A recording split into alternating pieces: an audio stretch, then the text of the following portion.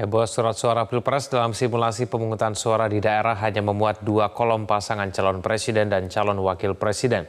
Komisi Pemilihan Umum mengaku terjadi human error yang tidak disengaja. Capres nomor urut 3 Ganjar Pranowo pun mempertanyakan profesionalitas KPU.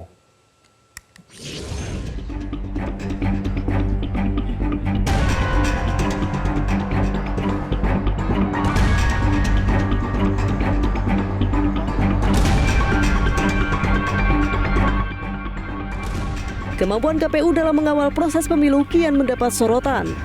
Belum tuntas polemik coblos lebih awal di Taipei, Taiwan, kini muncul heboh simulasi surat suara Pilpres 2024 yang hanya memuat 2 paslon capres-cawapres di sejumlah daerah, antara lain di Surakarta, Blitar, serta Malang, Jawa Timur. Anggota KPU RI Idam Holik menyatakan terjadi human error yang tidak disengaja. Idam memastikan tidak ada motif lain dan hanya kekhilafan.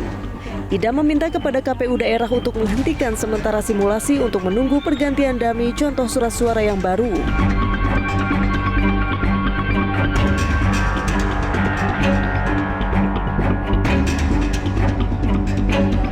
Ditemui di Blora, Jawa Tengah, Capres nomor urut 3 Ganjar Pranowo heran dengan KPU yang kerap meminta maaf. Ganjar khawatir kepercayaan publik terhadap penyelenggaraan pemilu terganggu.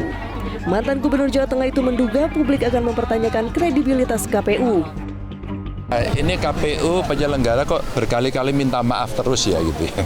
Kalau minta maaf terus nanti kredibilitasnya akan dipertanyakan loh ya. Maka kemarin soal suara minta maaf ya, yang ada dikirim ke luar negeri, sekarang soal pencoblosan katanya ditarik lagi gitu ya. Makanya sebenarnya semua yang keluar dari KPU kita minta ada yang melakukan supervisi agar tidak jadi kesalahan dan mereka akan memperbaiki itu. Gitu. Maka profesionalismenya mesti ditunjukkan betul-betul. Calon Presiden nomor urut 1 Anies Baswedan meminta surat simulasi Pilpres menampilkan jumlah paslon yang ada saat ini, yakni 3 pasangan calon. Anies berharap agar tidak ada pihak yang bermain dalam tahapan simulasi pemilu. Sudahlah, kita nggak usah main-main. Begini-begini itu, tunjukkan aja apa adanya. Kalau jumlahnya 3 calon ya sebut 3, kalau ada 8 calon ya sebut 8 calon. Jadi buat apa di otak-atik kayak begitu, tidak menghormati rakyat nanti. Sementara itu, anggota Dewan Pembina Perkumpulan untuk Pemilu dan Demokrasi atau Perludem, Titi Anggraini, tidak percaya dalam simulasi Pilpres surat suara yang hanya memuat 2 paslon karena human error. Menurutnya KPU terlalu menyederhanakan masalah.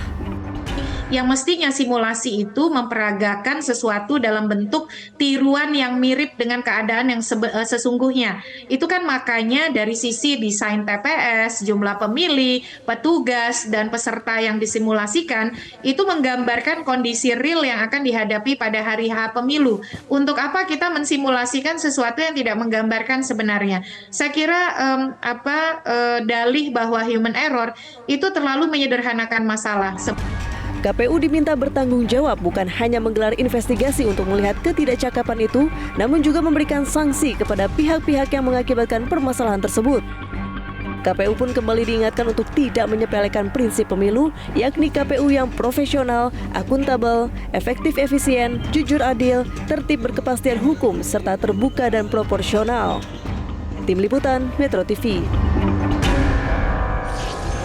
Jelajahi cara baru mendapatkan informasi. Download Metro TV Extend sekarang.